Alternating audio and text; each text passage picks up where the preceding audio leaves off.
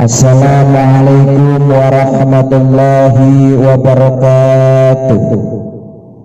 Bismillahirrahmanirrahim. Alhamdulillahilladzi fataha abwabal jannah fi syahri ramadhan alladzi unzila fihi al-Qur'an hudan linnas wa bayyinatin minal huda wal furqan. Asyhadu an la ilaha illallah wahdahu la syarika lah, syahadatun tunji qailaha minan niran, wa asyhadu anna Muhammadan abduhu wa rasuluh. Allahumma shalli wa sallim ala sayyidina Muhammadin wa ala alihi wa sahbihi wa sallam tasliman katsira.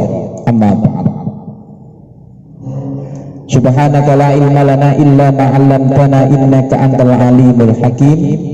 Rabbi shrah li sadri wa yassir li amri wahlul 'uqdatam min lisani yafqahu qawli. Amin ya rabbal alamin. Yang sama-sama kita hormati Kepala SMA 15 Semarang, yang kita hormati juga Bapak Ibu Guru SMA 15 Semarang, dan tidak lupa seluruh karyawan-karyawati SMA 15 Semarang, dan yang saya banggakan dan yang saya cintai semuanya, seluruh siswa SMA 15 Semarang, khususnya kelas 10 yang dalam kesempatan ini menjadi peserta kegiatan Amaliyah Ramadan tahun 2021.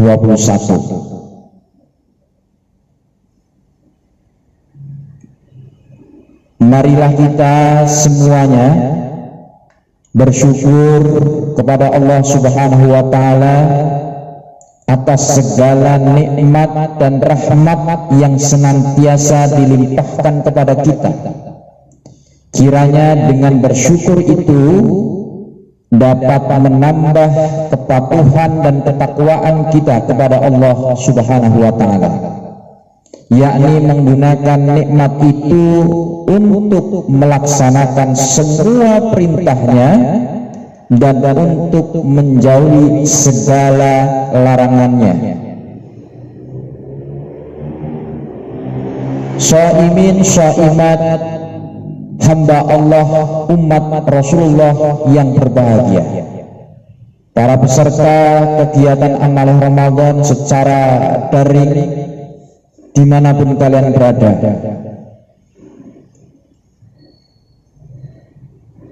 Kemudian kita jangan sampai lupa membaca sholawat.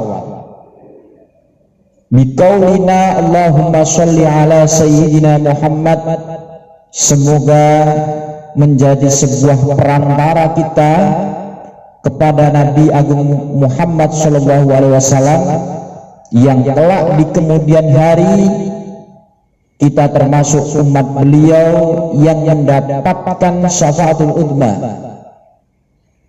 Amin Allahumma amin ya rabbal alamin.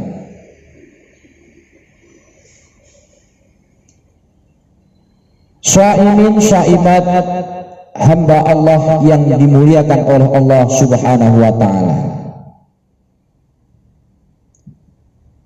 Selain disebut sebagai bulan puasa atau syahrus siyam, Ramadan juga disebut sebagai syahrul Quran. Disebut sebagai apa? Sebagai syahrul Quran atau bulan Al-Quran, karena di bulan inilah Al-Quran pertama kali diturunkan. Allah Subhanahu wa Ta'ala berfirman, syahrul Ramadhan alladzi unzila fihi al-Quran hudan linnas wa bayyinatin minal huda wal furqan. Bulan Ramadan, bulan yang di dalamnya diturunkan Al-Quran sebagai petunjuk bagi manusia dan penjelasan-penjelasan mengenai petunjuk itu dan pembeda antara yang hak dan yang batil. Bagi umat Islam, ayat tersebut bukan saja dipandang sebagai sebuah catatan tentang waktu diturunkannya Al-Quran, akan tetapi juga memiliki makna lain, yakni harapan tentang adanya sebuah malam di bulan Ramadan yang dapat melipat gandakan ibadah seseorang hingga kelipatan 1000 bulan. Malam itu dikenal luas dengan sebutan Lailatul Qadar. Keinginan untuk mendapatkan Lailatul Qadar ini bukanlah sesuatu yang tidak beralasan. Rasulullah Shallallahu Alaihi Wasallam sendiri menyeru umat Islam untuk menyongsong malam 1000 malam ini dalam sabda beliau. Rasulullah Shallallahu Alaihi Wasallam bersabda, carilah di 10 hari terakhir, jika tidak mampu maka jangan sampai terluput 7 hari sisanya. Kapan datangnya malam itu? Malam yang istimewa itu masih merupakan tanda tanya besar dan tidak diketahui secara pasti kapan datangnya. Nabi Muhammad SAW selalu menjawab sesuai dengan apa yang ditanyakan kepada beliau.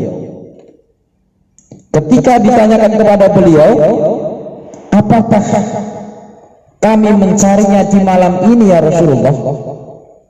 Maka beliau menjawab, carilah di malam tersebut. Syaimin syaimat hamba Allah, umat Rasulullah yang berbahagia, para peserta kegiatan amal Ramadan SMA 15 Semarang dimanapun kalian berada. Salah satu hikmah dirahasiakannya Lailatul Qadar adalah terpompanya kembali semangat beribadah umat Islam di sepertiga terakhir di bulan suci Ramadan. Lailatul Qadar adalah malam penuh kemuliaan, sebagaimana termaktub dalam firman Allah Subhanahu wa taala, Bismillahirrahmanirrahim. Inna anzalnahu fi lailatul qadr wa ma adraka ma lailatul qadr. Lailatul qadri khairum min alfi syahr. Tanazzalul malaikatu warruhu fiha biidzni rabbihim min kulli amr. Salamun hiya hatta matla'il fajr. Sesungguhnya kami telah menurunkannya, yakni Al-Quran, pada malam kemuliaan. Dan tahukah kamu apakah malam kemuliaan itu? Malam kemuliaan itu lebih baik dari 1000 bulan. Pada malam itu turun malaikat-malaikat dan malaikat Jibril dengan izin Tuhannya untuk mengatur segala urusan.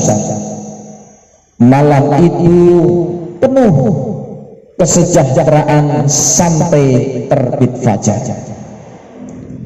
Quran surat Al-Qadr ayat 1-5. Kemudian terdapat banyak riwayat yang menyebutkan tentang waktu terjadinya malam diturunkannya Al-Quran ini. Ada yang menyebutkan Lailatul Qadar itu terjadi pada tanggal 7, 14, 17, 21, 27 dan tanggal 28 Ramadan. Sebab banyaknya riwayat mengenai kejadian turunnya Al-Quran ini, kiranya tidak mungkin mengetahui waktu tepatnya terjadi Lailatul Qadar. Namun umumnya umat Islam di Indonesia, negara tercinta kita ini, meningkatkan ibadah pada 10 hari terakhir dari bulan suci Ramadan. Hal ini sesuai dengan hadis Rasulullah Shallallahu Alaihi Wasallam yang diriwayatkan oleh Imam Bukhari. Apa kata beliau Rasulullah yang diriwayatkan oleh Imam Bukhari? Carilah sedaya upaya, carilah sedaya upaya kamu untuk menemui Lailatul Qadar. Ya, carilah sedaya upaya kamu untuk menemui Lailatul Qadar itu pada 10 malam ganjil pada akhir Ramadan. Barangkali terdapat sebagian dari kita yang bertanya, mengapa waktu Lailatul Qadar tidak ditentukan secara pasti? Dengan kata lain, mengapa Allah Subhanahu wa Ta'ala tidak menjelaskan secara tegas tanggal berapa Lailatul Qadar itu terjadi? Maka bisa jadi Allah Subhanahu wa Ta'ala memang sengaja untuk merahasiakannya dan kita dapat memetik hikmah dari kerahasiaan Lailatul Qadar tersebut. Maka ketika kita berkaca pada fenomena umum yang terjadi di bulan Ramadan, maka umumnya intensitas ibadah umat Islam terjadi di awal-awal Ramadan, dan semakin lama semakin lama semangat untuk beribadah semakin menurun, baik secara kualitas maupun secara kuantitas. Bahkan ada kecenderungan dipenggal di bulan Ramadan. Masyarakat kita mulai disibukkan dengan segala hal yang berkenaan dengan persiapan-persiapan menghadapi Lebaran yang sifatnya material, seperti mempersiapkan makanan kecil untuk para tamu yang berkunjung di hari raya, membeli peci, mukena, sarung, baju baru, hingga sendal dan sepatu baru untuk sholat Idul Fitri. Terkadang kesibukan tersebut, hal-hal yang sifatnya kurang substansial, ini bisa menggeser keinginan untuk meningkatkan amal ibadah selama bulan puasa.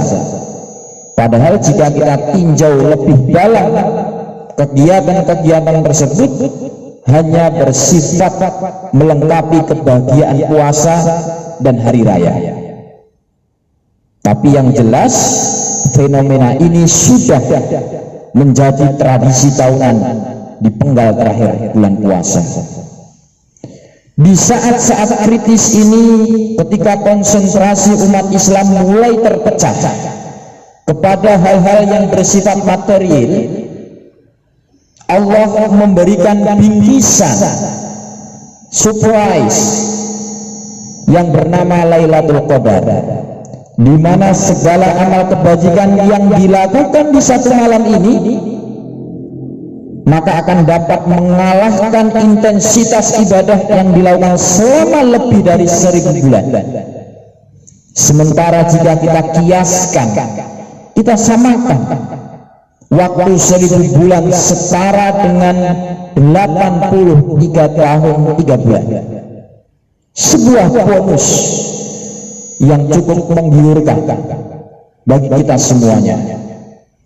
Maka tak heran jika kemudian di akhir puasa tema Lailatul Qadar menjadi marak dibicarakan di seluruh lapisan masyarakat, dan masjid yang semula-mula sepi kembali dipadati oleh pengunjung, oleh jamaah, dan dirahasiakannya waktu datangnya Lailatul Qadar membuat ibadah umat Islam tidak terpaku pada satu malam saja, namun 10 hari di akhir bulan Ramadan.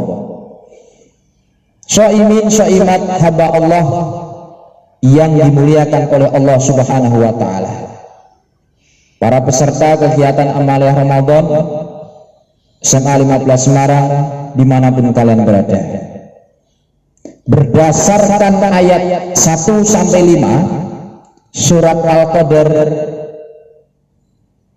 yang saya baca tadi, malam Lailatul Qadar itu mengandung 3 macam kelebihan, ya, mengandung 3 macam kelebihan, yakni yang pertama, orang yang beramal pada malam itu akan mendapatkan pahala sebanyak lebih dari 1000 bulan, yaitu 83 tahun 4 bulan. Yang kedua, para malaikat turun ke bumi mengucapkan salam kesejahteraan kepada orang-orang yang beriman. Dan yang ketiga, bahwa malam itu penuh dengan keberkahan hingga terbit fajar.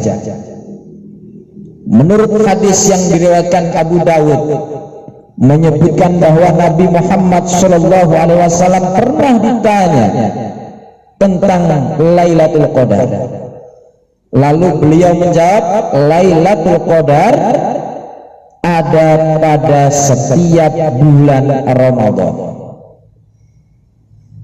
Menurut hadis Aisyah riwayat Bukhari, Nabi Muhammad SAW bersabda, carilah Lailatul Qadar itu pada tanggal gasar dari 10 terakhir pada bulan Ramadan. Dan menurut pendapat yang lain, bahwasanya Lailatul Qadar itu terjadi pada 17 Ramadan. Ada juga yang mengatakan 21 Ramadan. Ada juga yang mengatakan 24 Ramadan. Tanggal gasal pada 10 akhir Ramadan dan lain-lain. Jadi mengenai Lailatul Qadar dalam hal ini tidak ditemukan keterangan yang menunjukkan tanggal kepastiannya. Di antara hikmah tidak diberitahukannya tanggal yang pasti tentang malam Lailatul Qadar adalah untuk memotivasi umat agar terus beribadah, mencari rahmat dan ridha Allah Subhanahu wa Ta'ala kapan saja dan di mana saja, dalam keadaan sempit maupun dalam keadaan lapang, tanpa harus terpaku pada satu hari saja.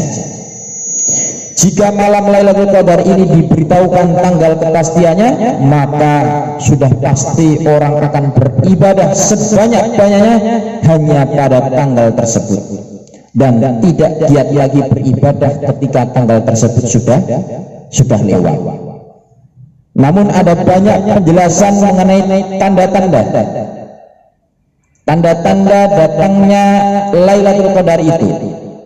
Di antara tanda-tandanya adalah 1, pada hari itu matahari bersinar, tidak terlalu panas dengan cuaca yang sangat sejuk, sebagaimana hadis yang diriwayatkan oleh Imam Muslim.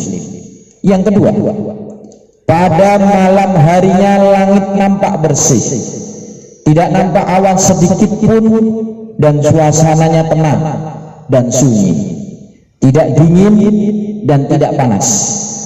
Hal ini berdasarkan riwayat Imam Ahmad.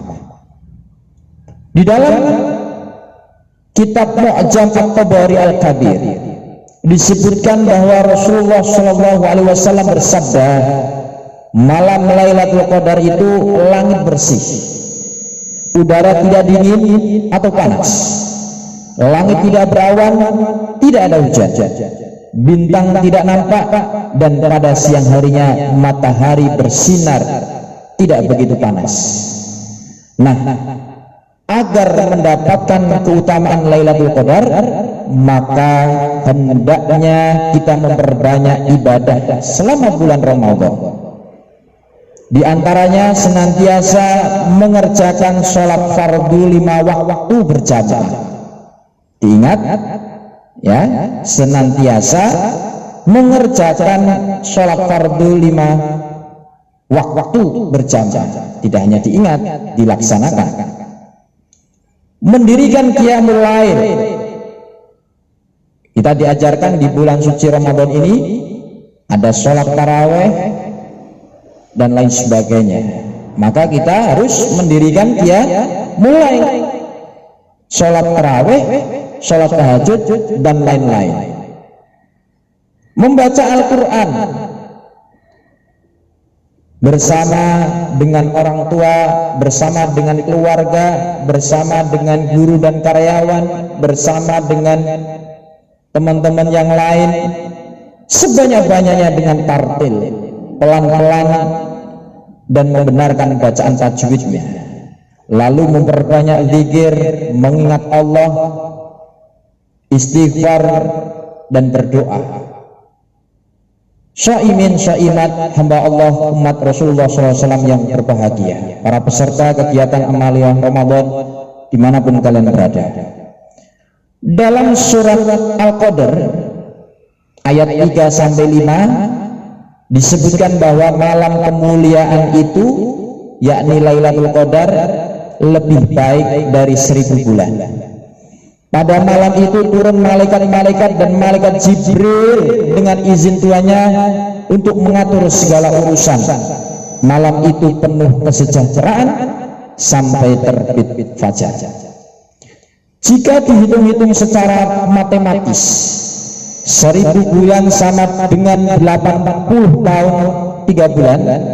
Jadi barang siapa yang berhasil meraih malam yang penuh kemuliaan itu, maka amal kebajikannya akan dilipat gandakan hingga hitungan ini, serta segala dosa yang telah diperbuatnya akan diampuni oleh Allah Subhanahu wa Ta'ala. Keberadaan malam 1000 bulan ini hanya ada di sepertiga terakhir bulan Ramadan, serta khusus hanya untuk umat Nabi Muhammad SAW. Dalam sebuah riwayat, Lailatul Qadar sebenarnya adalah buah dari keluh kesah Nabi kita, Nabi Muhammad SAW kepada Allah Subhanahu wa Ta'ala. Suatu ketika Rasulullah mendengar kisah tentang seorang laki-laki dari Bani Israel. Dalam kisah tersebut, laki-laki dari Bani Israel itu disifati sebagai seseorang yang selalu menyandang senjata di bahunya. Ia berjihad di jalan Allah sebagai seorang martir, seorang mujahid selama 1000 bulan. Memang dalam sebuah riwayat, usia manusia menjadi umat para nabi sebelum Rasulullah sangat panjang. Ada yang mencapai 300 tahun, bahkan ada yang mencapai 700 tahun, bahkan ada juga yang mencapai 1000 tahun. Mendengar kisah tersebut, Rasulullah merasa takjub dan teringat akan umatnya yang rata-rata berusia pendek.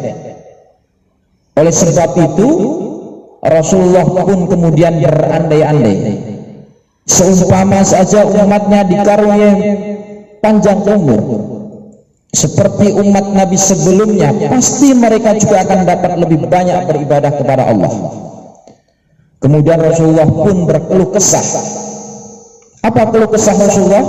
Wahai Tuhanku, Engkaulah yang telah menjadikan umatku sebagai umat yang berusia paling pendek, sehingga mereka pun memiliki amal yang paling sedikit.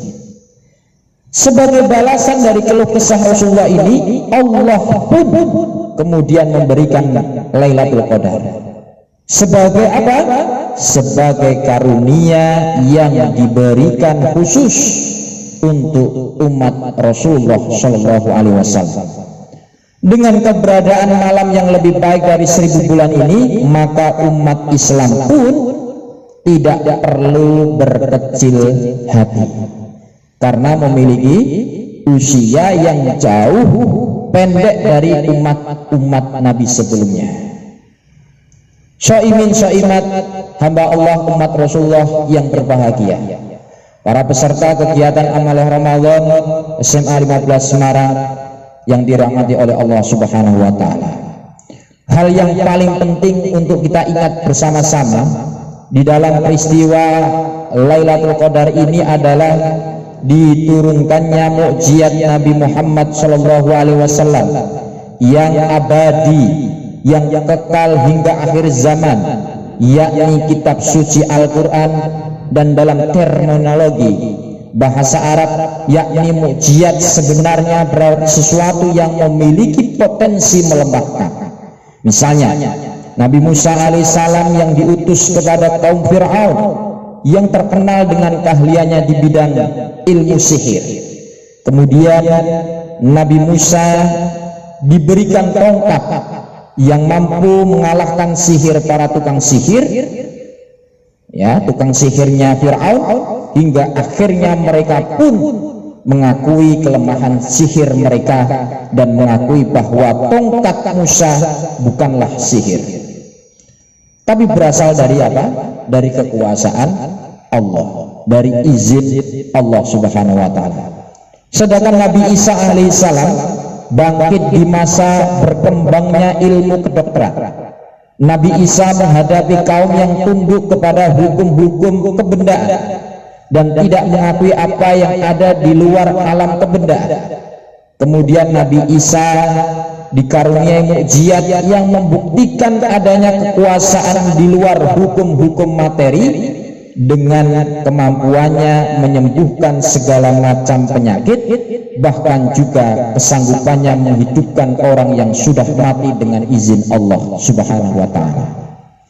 Sebagai rasul akhir, ya, sebagai rasul akhir zaman, Nabi Muhammad SAW juga diberi sejumlah mukjizat. Dalam sebuah riwayat mukjizat Nabi tersebut ada yang berupa kemampuan membelah bulan atau keluar air dari sela-sela jarinya, serta mukjizat yang lain. Namun Ibnu Rusdi, seorang cendekiawan besar asal Cordoba, ya, Spanyol Islam dulu, yang layak disebut mukjizat sebenarnya adalah Al-Quran. Apa yang dikemukakan oleh Ibnu Rusdi ini sangatlah tepat, bahwa Al-Quran yang awal mula diturunkannya di bulan Ramadan itu merupakan bukanlah mukjizat yang bergantung pada pribadi seorang rasul, yang mana jika rasul tersebut wafat maka hilang pula lah mukjizat tersebut. Namun berbeda dengan Al-Quran, Al-Quran tidak akan pernah hilang dari muka bumi, sebagaimana firman Allah, Bismillahirrahmanirrahim, Inna nahnu nazzalna dzikra wa inna lahu lahafidun. Sesungguhnya kami telah menurunkan Al-Quran dan sesungguhnya kami tetap memeliharanya. Sementara itu, isi dan kandungan Al-Quran merupakan oase yang dapat memberi petunjuk hudan bagi hidup manusia di dalam segenap aspek kehidupan mereka. Ada seorang ilmuwan dari Perancis pernah mengkaji dan menguji Al-Quran dari segi isinya. Di antaranya namanya, kalau tidak salah, Maureke Bukauli, mencoba menguji berapa jauh kebenaran ilmiah ayat-ayat yang bersangkutan dengan proses kejadian manusia dalam surat Al-Hajj ayat 5. Dr. Maurek ya, Ucaile ya, menemukan bahwa ternyata penjelasan dari Al-Quran yang turun 15 abad yang lalu ya, yang turun 15 abad yang lalu itu dalam menggambarkan asal muasal manusia itu lebih tepat dari ilmu embriologi mutakhir. Hal itu secara jelas ditulis dalam bukunya yang berjudul The Origin of Man. Pengujian Crowdy dan tadi Bikauli tersebut hanya sebagian kecil dari keistimewaan Al-Quran. Lebih dari sepertiga manusia yang hidup di muka bumi ini percaya bahwa Al-Quran merupakan wahyu Tuhan yang terus dibaca sebagai petunjuk dalam mencapai kebahagiaan hidup di dua alam, yakni alam dunia dan alam akhirat. Masih banyak keistimewaan Al-Quran yang belum tersingkap dan menunggu kekuatan nalar dan kejernihan hati kita untuk menerjemahkan.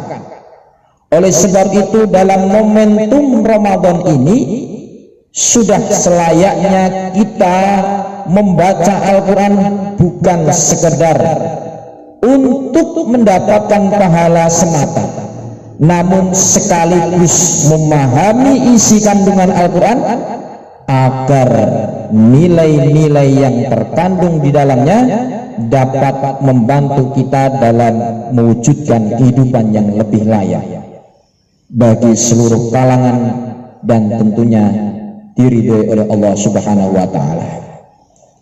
Syaimin syaimat hamba Allah yang dimuliakan oleh Allah Subhanahu wa Ta'ala, para peserta kegiatan Amaliyah Ramadan dimanapun kalian berada. Terakhir sebelum Pak Nanang tutup,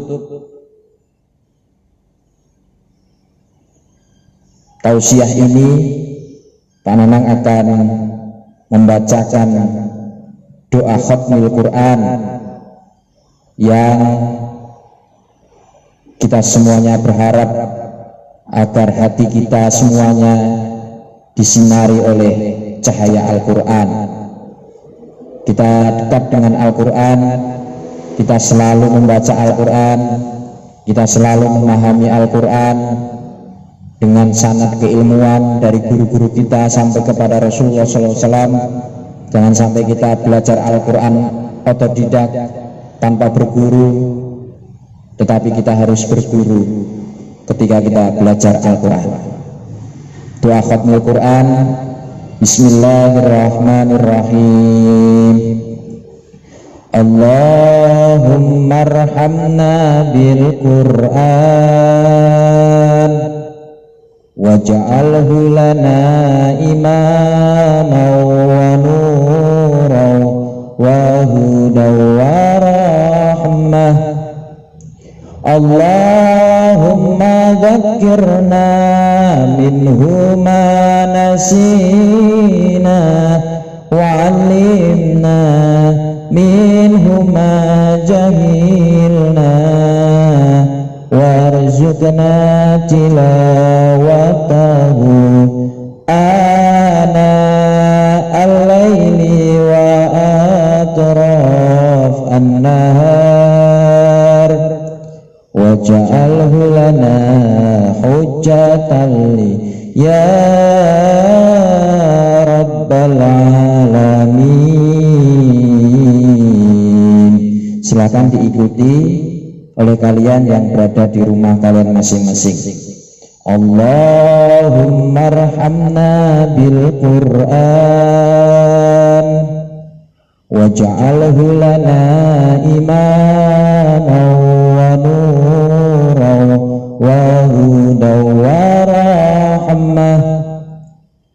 Allahumma dzakkirna minhu ma nasina wa 'allimna minhu ma jahilna warzuqna tilawatahu ana al-laili wa atrafan nahar waj'alhu lana hujjatan ya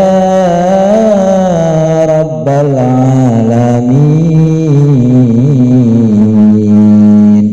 Ya Allah, kasih sayangilah daku kita semuanya dengan asbab Al-Quran, dan jadikanlah Al-Quran sebagai pemimpin, sebagai cahaya, petunjuk dan rahmat bagiku. Ya Allah, ingatkanlah aku apa-apa yang aku lupa dalam Al-Quran yang telah Engkau jelaskan, dan ajarilah apa-apa yang aku belum mengetahui, dan karunialah aku untuk selalu sempat membaca Al-Quran, baik di waktu malam dan di siang hari, dan jadikanlah Al-Quran ini sebagai hujjah bagiku. Ya Allah, Tuhan semesta alam, semoga dengan kita memperingati nuzul Quran ini pada kesempatan ini, kita semuanya mendapatkan malam Lailatul Qadar, mendapatkan hikmah dari apa yang kita lakukan pada bulan suci Ramadan ini, sehingga kita menjadi manusia yang berkualitas, siswa-siswi SMA 15 Semarang yang berkualitas, yang menjadi juara di dunia dan juga juara di akhirat, dengan makna mendapatkan rahmat, bimbingan, ma'unah, dan kita semuanya tergolong orang-orang yang beruntung.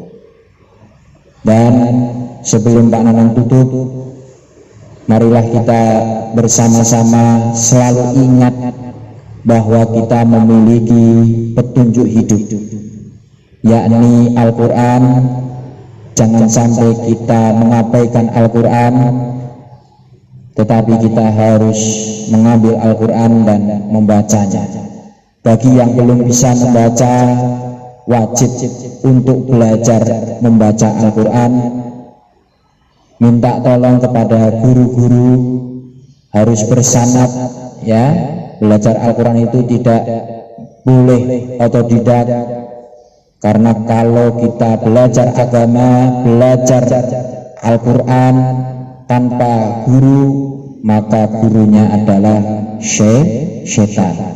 Oleh karena itu, momentum peringatan nuzul Quran yang diselenggarakan oleh Kerohanian Islam Rohis SMA 15 Semarang ini, kami berharap semoga kita mendapatkan keutamaan di bulan suci Ramadan ini, dan kita menjadi manusia yang berkualitas di sisi Allah Subhanahu wa Ta'ala. Cukup yang Pak Nanang sampaikan pada kesempatan ini, semoga bermanfaat. Yang baik diambil, yang tidak baik ditinggalkan, semuanya semata-mata karena Allah Subhanahu wa Ta'ala. Wallahul muwafiq ila aqwamit thoriq, ihdinas syiratal mustaqim. Assalamu alaikum warahmatullahi wabarakatuh.